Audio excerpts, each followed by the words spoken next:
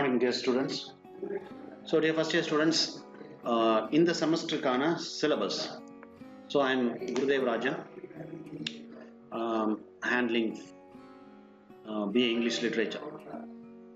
So, BA English Literature la இந்த தடவை first இயருக்கு போன தடவை நான் ஒரு எடுத்தேன், ப்ரொஃபஷனல் இங்கிலீஷ் தான் எடுத்தேன். இந்த தடவை உங்களுக்கு என்ன எடுக்க போறேன்னா, I am going to handle உங்களுடைய சிலபஸ் தான். So Alagappa university new syllabus under CBCS pattern with effect from 2017 to 18. So BA English programme structure இதில் வந்து உங்களுக்கு தமிழ் பேப்பர் இருக்கு 721T. அப்புறம் இந்த 722E வந்து உங்களுக்கு கம்யூனிகேட்டிவ் இங்கிலீஷ். இது வந்து இப்போ என்ரிச் இங்கிலீஷ் இல்லை, கம்யூனிகேட்டிவ் இங்கிலீஷ் மாற்றிருக்காங்க. ஸோ அதை வந்து மாற்றிங்க, COMMUNICATIVE கம்யூனிகேட்டிவ் இங்கிலீஷ். ஸோ இதோடைய சப்ஜெக்ட் கோட் வந்து 722CE. அதுக்கடுத்து major paper 7Ben 2C1 History of English Literature. அதுக்கடுத்து 7Ben 2C2 Poetry 2. அதுக்கடுத்து அலைட் பேப்பர், அதாவது ஹிஸ்ட்ரி பேப்பரை நம்ம எடுத்து படிக்கணும். அதில் வந்து நம்ம மாடர்ன் கவர்மெண்ட் 2, இதில் வந்து போன தடவை மாடர்ன் கவர்மெண்ட் 1 படிச்சிருப்பீங்க, இந்த தடவை மாடர்ன் கவர்மெண்ட் 2 படிக்கிறீங்க. அதோடைய சப்ஜெக்ட் கோட் வந்து 7BHIA2. அதுக்கடுத்து என்வாயன்மெண்டல் ஸ்டடீஸ்னு ஒன்று இருக்கு. இதில் இந்த கடைசி 2 பேப்பர் மாடர்ன் கவர்மெண்ட் 2வும் என்வாயன்மெண்டல் ஸ்டடீஸும் நீங்கள் தமிழ்லேயே எழுதலாம். ஸோ நான் வந்து தமிழ்லேயே உங்களுக்கு சொல்லித்தரேன், நீங்கள் எழுதிக்கலாம். மாடர்ன் கவர்மெண்ட் 2வும் என்வாயன்மெண்டல் ஸ்டடீஸ் நான் நடத்துறது மாடர்ன் கவர்மெண்ட் 2. என்வாயன்மெண்டல் ஸ்டடீஸ் வந்து வேற ஒரு ஸ்டாஃப் வருவாங்க, வேற ஒரு டீச்சர் வருவாங்க. ஸோ நான் வந்து மாடர்ன் கவர்மெண்ட் 2 உங்களுக்கு நடத்துவேன். இதுதான் உங்களுடைய டோட்டல் சிலபஸ், செகண்ட் செமஸ்டருக்கான சிலபஸ். ஸோ இது வந்து தியரி பேப்பர். எக்ஸ்டர்னல் வந்து 75 மார்க் இருக்கும், இன்டர்னல் 25 மார்க்கும்.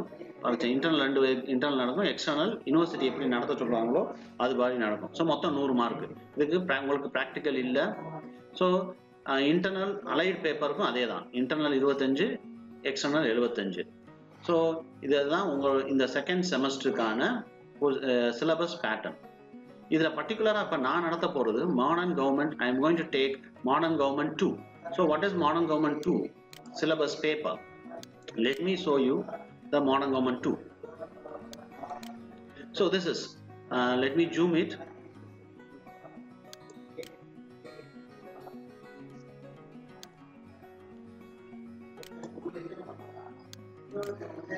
So modern government semester first year second semester course code 7BHIA2 allied course allied paper modern government 2.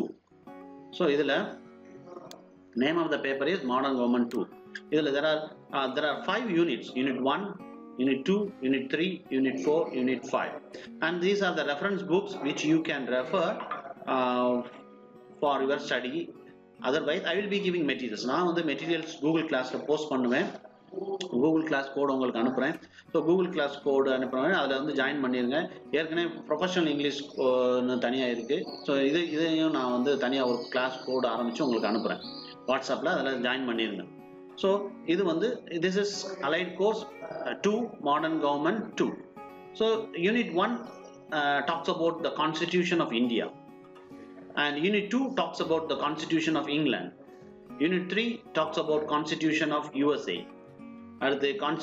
Unit 4 on the constitution of Switzerland, and unit 5 constitution of France. So these are the 5 units which we are going to study in this paper. So I will be posting my video lecture in Tamil. And on the paper நீங்க தமிழ்ல எழுதலாம், அதனால I will be posting it in Tamil. So listen to the lecture and you can write it in Tamil. Okay, so in this class today இன்னைக்கு we are going to see unit 1 constitution of India. Constitution of India ல first என்ன பார்க்க போறோம் அப்படின்றத பாருங்க. So we are going to see என்ன பார்க்க போறோம்னா state அப்படின்ற ஒரு விஷயத்தை பத்தி பேச போறோம். What is state? ஸ்டேட்னா என்ன அப்படின்றத பத்தி பேச போறோம். Let me explain what is state.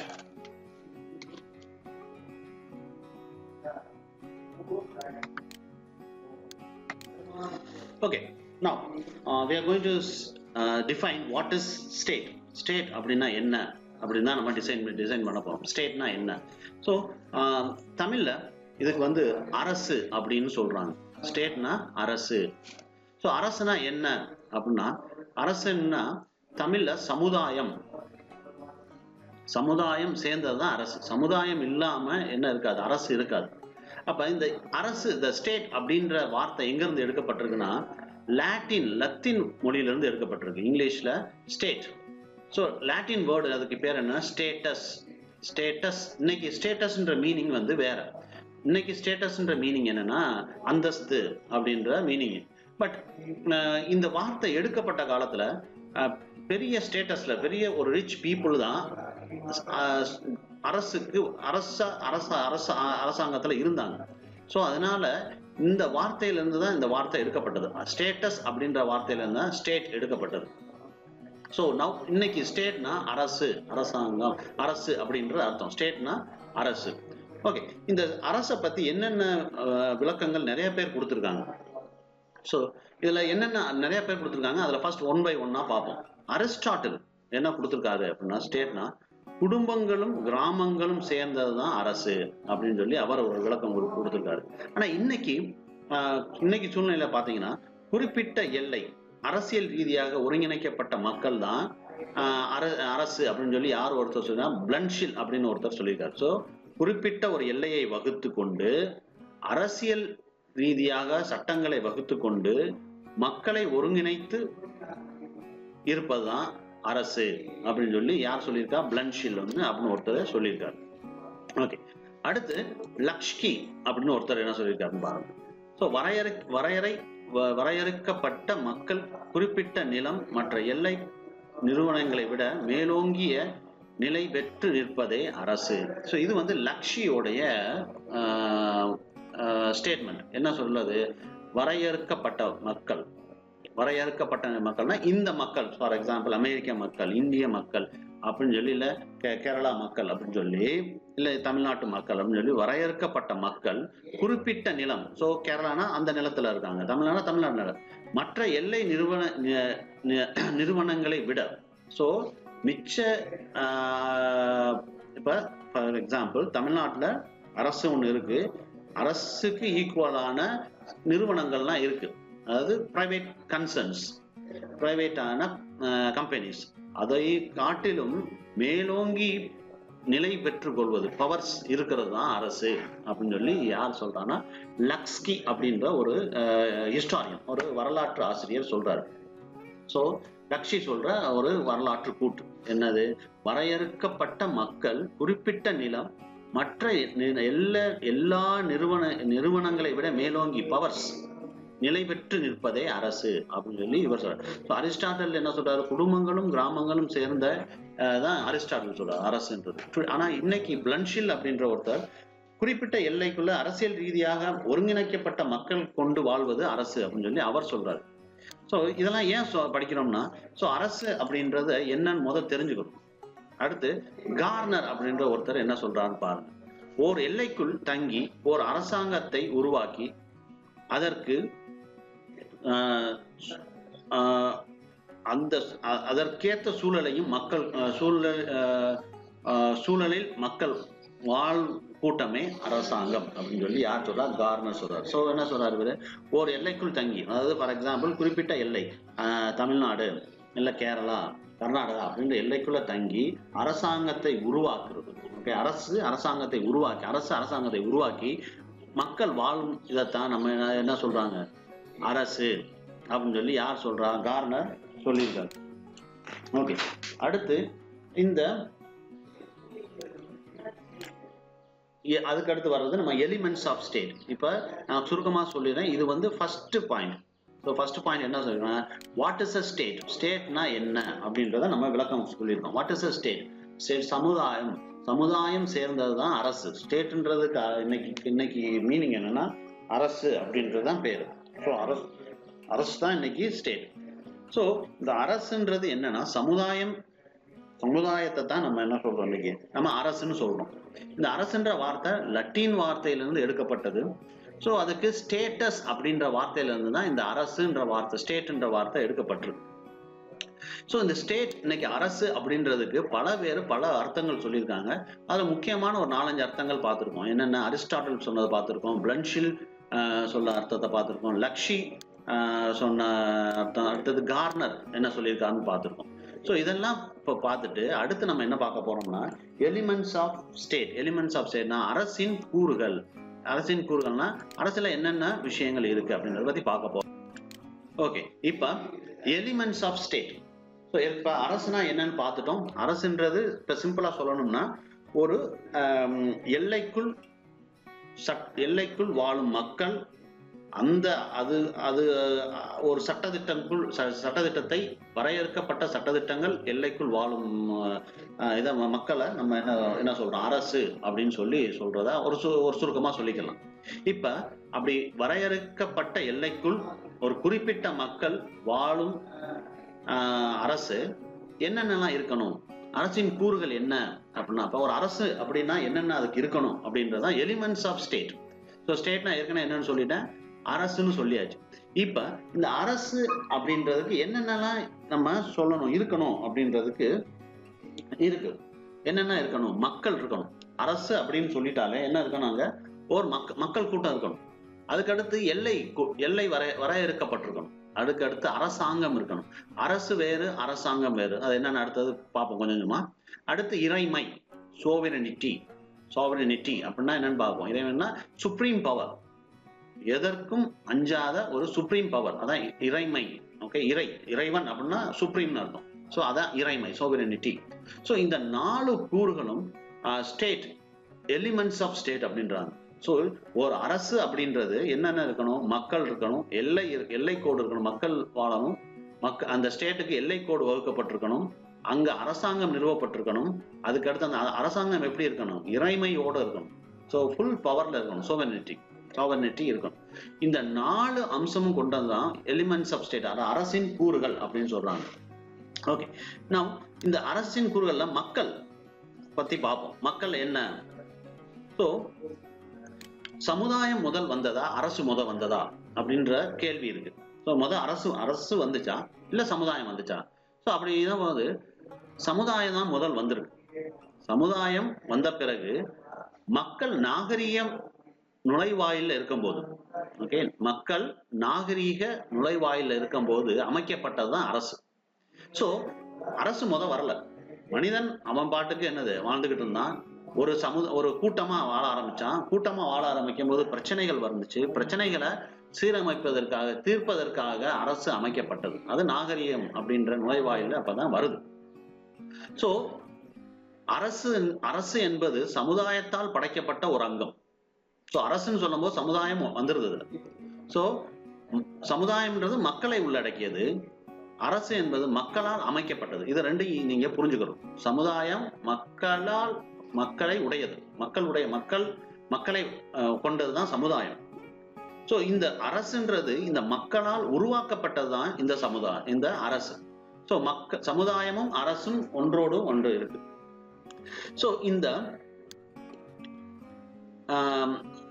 சமுதாயம், இந்த அரசு கூறுகளை பத்தி நிறைய பேர் என்ன சொல்லியிருக்காங்க. அதுல ஒண்ணு அரிஸ்டாட்டில், பிளாட்டோ, ரூசோ என்ன சொல்றாங்கன்னா, அரசுன்றது மக்களின் எண்ணிக்கையை பொறுத்து அமையப்பட வேண்டும் அப்படின்றது உங்கள் 3 பேருடைய கருத்து. அரிஸ்டாட்டில், பிளாட்டோ, ரூசோ, இவங்கெல்லாம் கிரேக்க அறிஞர்கள், கிரேக்க தத்துவ ஞானிகள். ஸோ இவங்க நிறைய புக் எழுதியிருக்காங்க. ரிபப்ளிகா, அரிஸ்டாட்டில், பிளாட்டோ எழுதியிருக்காங்க. ஸோ அந்த புத்தகத்தின் அடிப்படையில் என்ன சொல்றாங்கன்னா, அரசுன்றது குறிப்பிட்ட மக்கள் தொகையோட இருந்தாதான் அரசு அப்படின்றது அவங்களுடைய வாதமா இருந்துச்சு. ஆனா இன்னைக்கு அப்படி முடியாது. ஏன்னா இன்னைக்கு அப்படி நாடுகள் இல்லை. சின்ன சின்ன கொஞ்சம் பாப்புலேஷன் உள்ள நாடுகளும் உண்டு.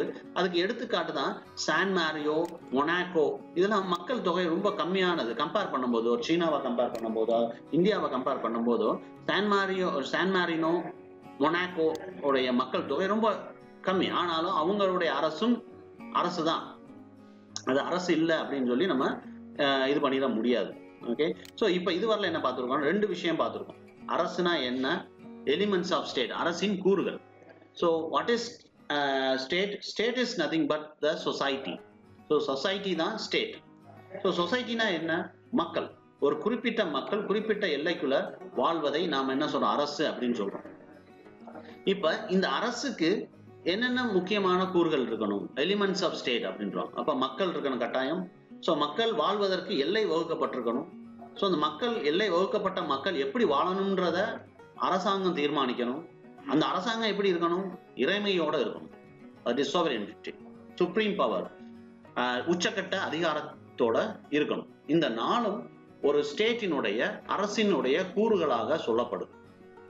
இதுல மக்களை பத்தி சொல்லும் போது பழைய தத்துவ ஞானிகள் அரசு என்பது மக்களால் அமைக்கப்பட்டதுனால மக்கள் தொகை அதிகமாக இருந்தாதான் அது அரசாக ஏற்றுக்கொள்ளப்படும் அப்படின்னு சொல்லி அவங்க வச்சிருந்திருக்காங்க.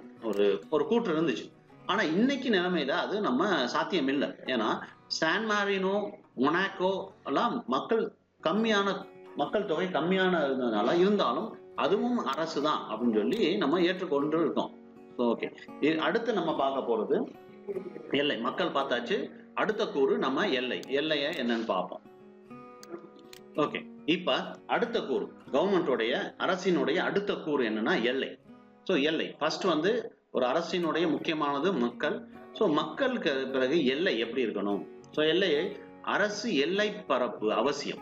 அரசு அது மற்ற நாடுகள் அங்கீகரிக்க வேண்டும். இது ஃபர்ஸ்ட் ஸ்டேட்மெண்ட்.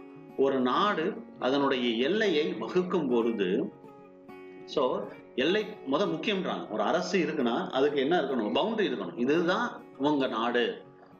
ஸோ அதாவது யாதும் யாவரும் கேள்வின்றது ஒரு பொதுவான பொது உடைமை கருத்தோடு சொல்லப்பட்டிருந்தாலும் இந்த அரசு அப்படின்னு வரும்பொழுது நம்ம அதுக்கு என்ன பண்ணணும், எல்லை வகுக்கப்பட வேண்டும்ன்றாங்க.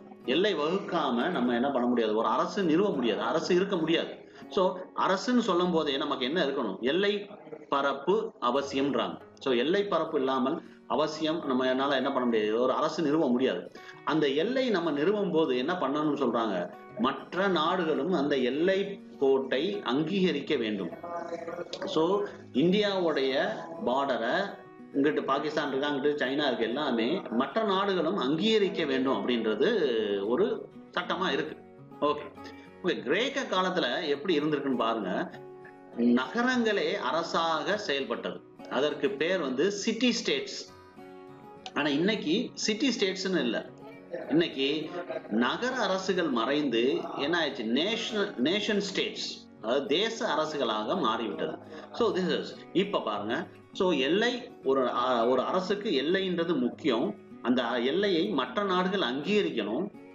செகண்ட் முக்கியமானது, கிரேக்க காலத்துல அரசுன்றது என்னது, ஒவ்வொரு நகரமும் சிட்டியும் ஒவ்வொரு நகரமும் அரசாக செயல்பட்டது.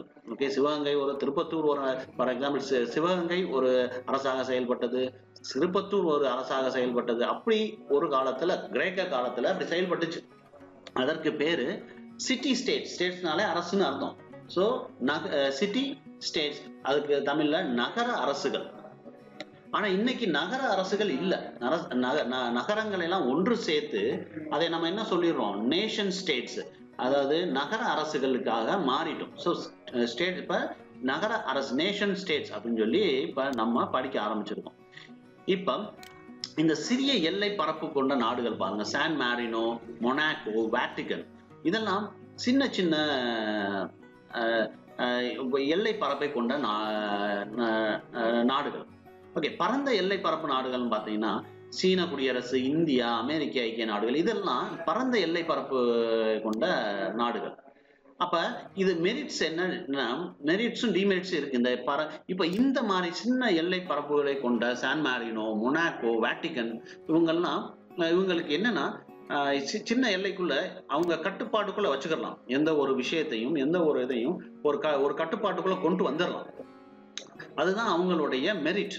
இந்த பரந்த எல்லை பரப்பு கொண்ட நாடுகள் என்ன பண்ண முடியாது, ஒரு சின்ன விஷயத்த கூட அவங்களால ஒரு கட்டுப்பாட்டுக்குள்ள கொண்டு வர முடியாது. ஏன்னா ஒவ்வொரு நகரமும் கலாச்சார ரீதியா மாறிக்கிட்டே இருக்கும். ஸோ அப்ப ஒரு கட்டுப்பாட்டுக்குள்ள கொண்டு வர்றதுன்றது கொஞ்சம் கஷ்டமான ஒரு விஷயம். சட்டங்களை, கடுமையான சட்டங்கள் போட்டு கொண்டு வரணும். அது வந்து இந்த பரந்த எல்லை பரப்பு நாடுகள் கொண்டதுக்கு டிமெரிட். அப்ப மெரிட் என்ன அப்படின்னு பாத்தீங்கன்னா, எல்லைக்குள் இருக்கும் இயற்கை வளங்கள் நாட்டிற்கு வளரட்டும். அப்ப பரந்த எல்லை பரப்புடைய நாடுகளுக்கு எது முக்கிய மெரிட் என்னன்னா, அதோடைய வளங்கள், இயற்கை வளங்கள், மலை சார்ந்த இடங்கள், காடு சார்ந்த இடங்களும் எதுக்கு மெரிட்ஸ்? இந்த பரந்த எல்லை பரப்பை கொண்ட நாடுகளுக்கு மெரிட். அந்த அந்த கம்மியான பரப்பை வச்சிருக்காங்க பாருங்க. இப்ப சான் மாரினோ, மொனாக்கோ, வேட்டிகன், பரந்த குறுகிய எல்லை பரப்பு நாடுகளுக்கு இந்த இயற்கை வளங்கள், அவங்க இருக்கிற இயற்கை வளங்களை வச்சுதான் அவங்க என்ன பண்ணணும், அவங்க அவங்களுடைய வருமானத்தை கூட்டிக்கணும். ஃபார் எக்ஸாம்பிள், நம்ம இந்தியாலே கோவாலாம் சின்ன ஒரு நேஷன், ஸோ சின்ன ஒரு ஸ்டேட். அவங்களுக்கு வளங்கள், இயற்கை வளங்கள் அப்ப கம்மி தான். அப்ப அவங்களுக்கு என்ன இருக்கு? பீச் மட்டும்தான் இருக்கு, எங்க பார்த்தாலும் கடல் தான். ஸோ அந்த கடல்ல இருந்து எப்படி அவங்க ரெவன்யூ இது பண்ண முடியும் அப்படின்றத அவங்க யோசிக்க முடியும், வேற எதையும் யோசிக்க முடியாது.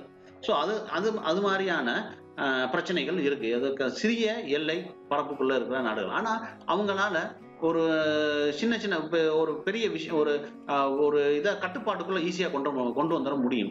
சிறிய எல்லை நாடுகள் எந்த ஒரு விஷயத்தையும் அவங்க கட்டுப்பாட்டுக்குள்ள ஈஸியா கொண்டு வந்து வாங்க. இது வந்து எல்லை பத்தியான ஒரு இது. அடுத்து என்ன அப்படின்னா, அடுத்து நம்ம பார்க்க போறது அரசாங்கம். அரசாங்கம் முக்கியமான ஒரு விஷயம். அடுத்து என்ன?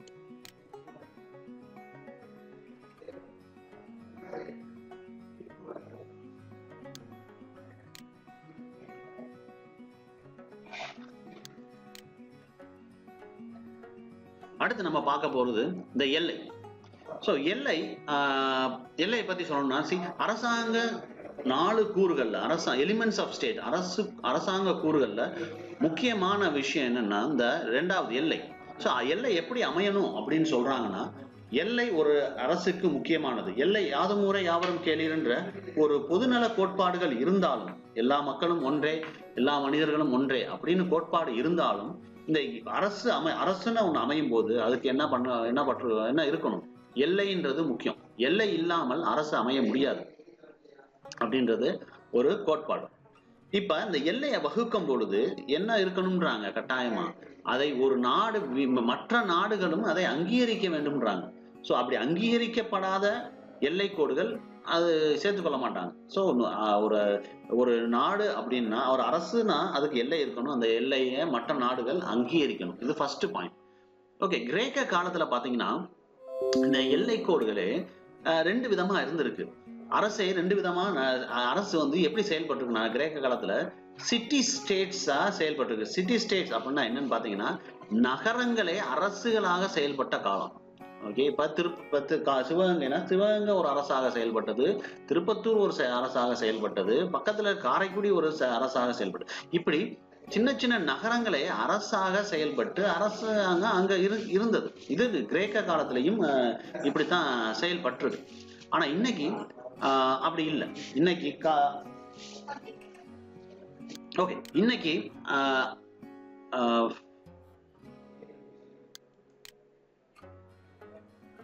இன்னைக்கு வந்து நகர அரசுகள் மாறி இன்னைக்கு என்ன ஆயிடுச்சுன்னா, சிட்டி ஸ்டேட்ஸ் மாற்றப்பட்டு நேஷன் ஸ்டேட்ஸ் வந்துருச்சு.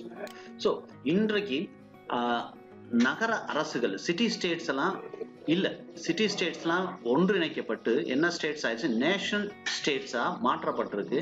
அதுக்கு தமிழ்ல நகர அரசுகள் அப்படின்னு சொல்லி வந்துருச்சு. ஸோ சிட்டி ஸ்டேட்ஸ் இன்னைக்கு நகர அரசுகள் இல்ல, சிட்டி ஸ்டேட்ஸ் எல்லாம் இல்லாம தேச அரசுகள். ஓகே, சிட்டி ஸ்டேட்ஸ் எல்லாம் நகர அரசுகள் மாறி தேச அரசுகள் தோன்றிடுச்சு. ஸோ கிரேக்க காலத்துல இருந்த இது இப்ப இல்ல. இப்ப 2 சிறிய எல்லை கோட்டை உடைய சின்ன நாடுகள், சான் மாரினோ, மொனாக்கோ, வேட்டிகன், இந்த மாதிரி சின்ன எல்லை கோடுகள் உள்ள நாடுகளும் உண்டு. அதே மாதிரி பரந்த எல்லை பரப்பை கொண்ட நாடுகளும் உண்டு. சீன குடியரசு, இந்தியா, அமெரிக்க ஐக்கிய நாடுகள், இதெல்லாமே பாத்தீங்கன்னா பரந்த எல்லை பரப்பை கொண்ட நாடுகள். ஸோ அப்ப நம்ம ஒரு நாடுன்னு பார்த்தோம்னா சிறிய எல்லை பரப்பை கொண்ட நாடுகளும் உண்டு, அதுவும் அரசு தான். அதே மாதிரி பரந்த எல்லை பரப்பை கொண்ட நாடுகளும் உண்டு, அதுவும் நம்ம என்ன சொல்றோம், அதுவும் அரசு தான். ஆனா இதுக்கு ரெண்டுக்கும் merits and demerits, merits and நன்மைகளும் தீமைகளுமே இருக்கு. இப்ப சின்ன எல்லை பரப்பை கொண்ட நாடுகளுக்கு என்ன ஒரு மெரிட் அப்படின்னு பாத்தீங்கன்னா, எதனாலும் அவங்க அவங்க ஒரு கட்டுப்பாட்டுக்குள்ள கொண்டு வந்துருவாங்க. ஸோ ஒரு சிறிய எல்லை, ஒரு எல்லை இருக்கு, சான் மாரியனோ, மொனாக்கோ, வேட்டிகன், இந்த மாதிரி சின்ன நாடுகள் என்ன பண்ணிடுவாங்க, எந்த ஒரு விஷயத்தையும் அவங்க மக்கள்கிட்ட ஈஸியா கொண்டு போய் செயல்படுத்திடுவாங்க. கடுமையான சட்டத்திட்டங்கள்லாம் தேவையில்லை, ஈஸியா கொண்டு போய் சேர்த்துருவாங்க. ஆனா இந்த மாதிரி எல்லை நாடுகள், பரந்த எல்லையை கொண்ட நாடுகள், சீன குடியரசு, இந்திய அமெரிக்க ஐக்கிய நாடுகள், இந்த மாதிரியான இதுக்கெல்லாம் அவ்வளவு ஈஸியா கடுமையான சட்டங்கள் மூலமா தான் என்ன பண்ண முடியும். அரசாங்கத்தை நம்பி, அரசாங்கத்தை வைத்து கடுமையான சட்டங்கள் ஏற்றி தான் என்ன பண்ண முடியும் அவங்களால, அவங்க நினைச்சத மக்களுக்கு கொண்டு போய் சேர்க்க முடியும்.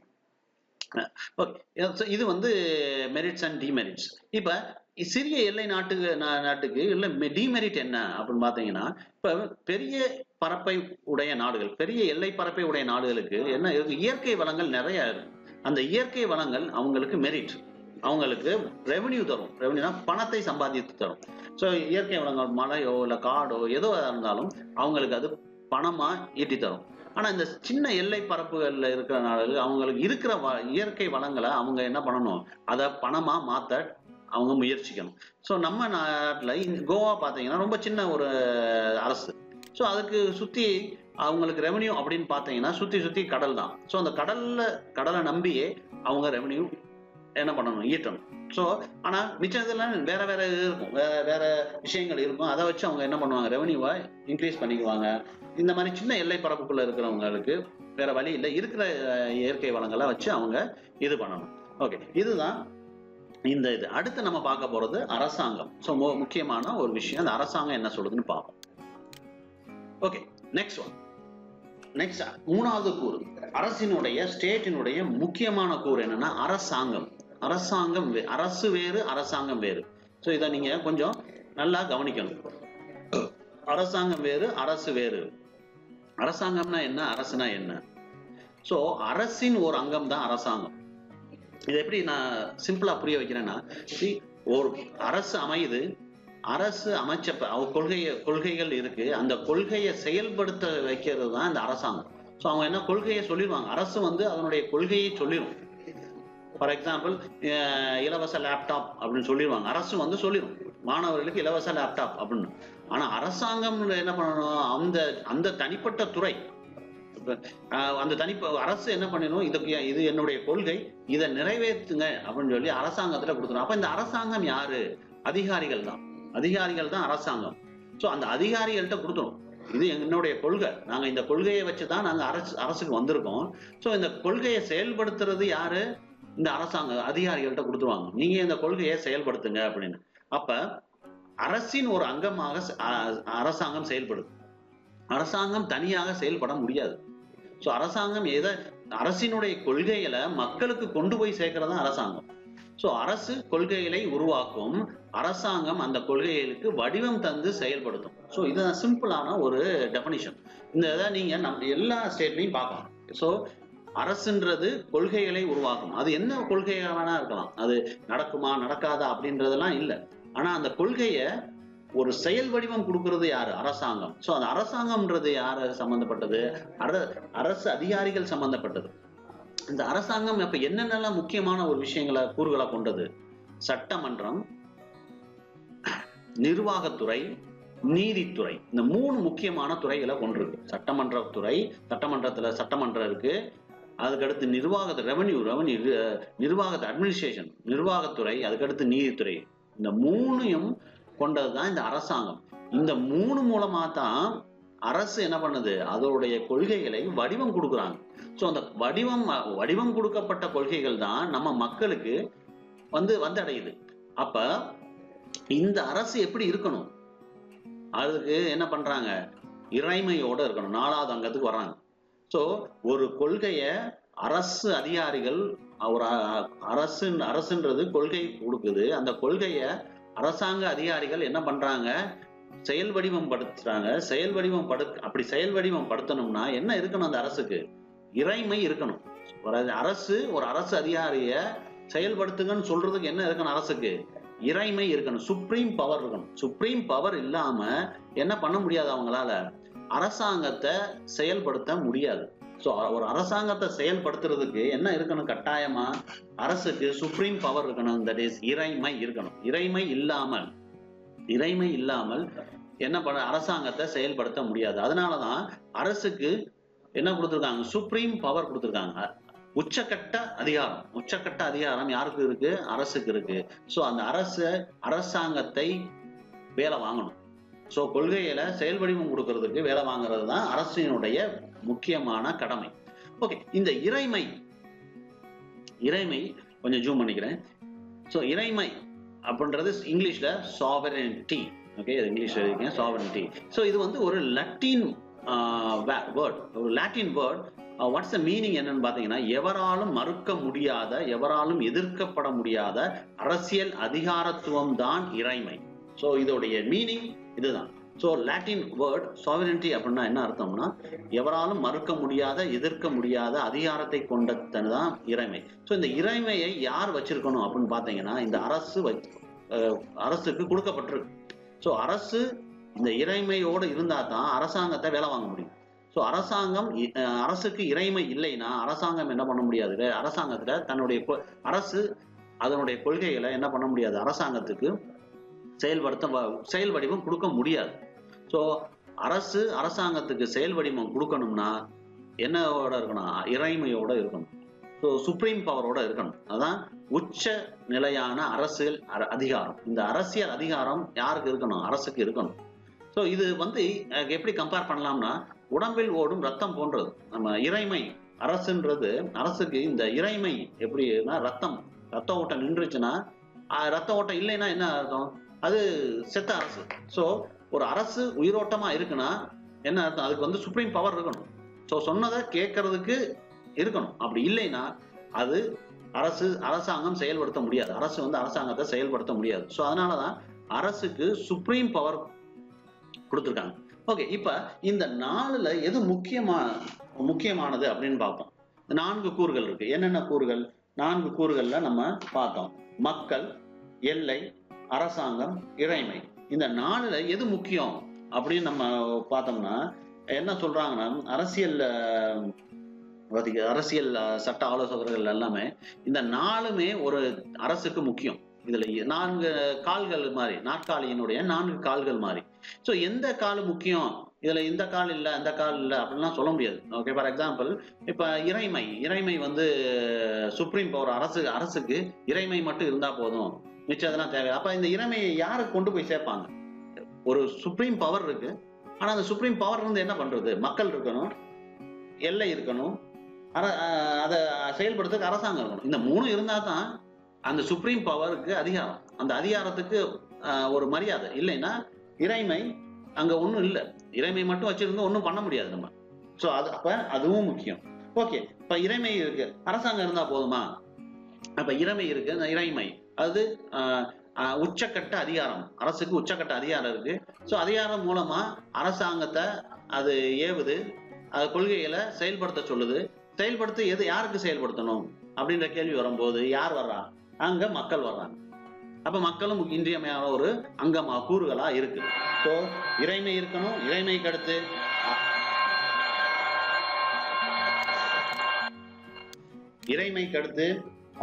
அரசாங்கம் இருக்கணும். அரசாங்கம் செயல்படுத்துற, அரசு சொல்ற கொள்கைகளை அரசாங்கம் வடிவமைத்து செயல்படுத்தி யாருக்கு கொடுக்கணும், மக்களுக்கு கொடுக்கணும். மக்கள் இருந்தா தான் அரசுடைய அதிகாரம், செயல்படுத்தப்பட்ட கொள்கை மக்களை போய் சேரும். ஓகே, அப்ப மக்களை போய் சேர்ந்துருச்சு. எந்த மக்கள் அப்படின்ற கேள்வி வரும்போது அந்த அரசினுடைய எல்லைக்குள் இருக்கிற மக்களுக்கு. ஃபார் எக்ஸாம்பிள் இப்ப தமிழ்நாட்டில் சுப்ரீம் இறைமை அரசு என்ன பண்ண முடியாது, கேரளாவுக்கு போய் கொடுக்க முடியாது. ஒரு கொள்கையை போய் கேரளால போய் என்னுடைய கொள்கையை நீ இது பண்ணணும்னு சொல்ல முடியாது. ஸோ இந்த 4 கூறுகளும், எலிமெண்ட்ஸ் ஆஃப் ஸ்டேட், அதாவது 4 அரசியல் கூறுகளும் முக்கியமான ஒரு விஷயம். ஸோ இதுல எது பெருசு எது சிறுசு அப்படின்றதுலாம் இல்லை. all the 4 components are all the 4 elements of state, மக்கள், people, எல்லை, that is border, அரசாங்கம், government, ஓகே, இறைமை, சோவரனிட்டி, அது இறைமை, சுப்ரீம் பவர், இந்த நாலுமே ஒரு அரசுக்கு முக்கியமான ஒரு விஷயமா நம்ம சொல்றோம். ஸோ இதுல எது ஒண்ணு குறைஞ்சாலும் அரசு என்னது, அது வந்து செயல்படாது. நல்ல நல்ல அரசு இல்லை அப்படின்னு சொல்லி கூற்று இருக்கு. ஓகே, அடுத்து நம்ம என்ன பார்க்க போறோம் அப்படின்னா ஸ்டேட் அண்ட் சொசைட்டி. அது அடுத்த கிளாஸ்ல பார்ப்போம். Okay, so thank you dear students. So இன்னைக்கு இந்த இதை நான் உங்களுக்கு போஸ்ட் பண்ணிடுறேன். நீங்க படிக்க ஆரம்பிச்சிருங்க. மெட்டீரியலும் நான் உங்களுக்கு அடுத்தடுத்து போஸ்ட் பண்ண ஆரம்பிச்சிடுறேன். தேங்க்யூ ஃபார் வாட்சிங் த வீடியோ. தேங்க்யூ.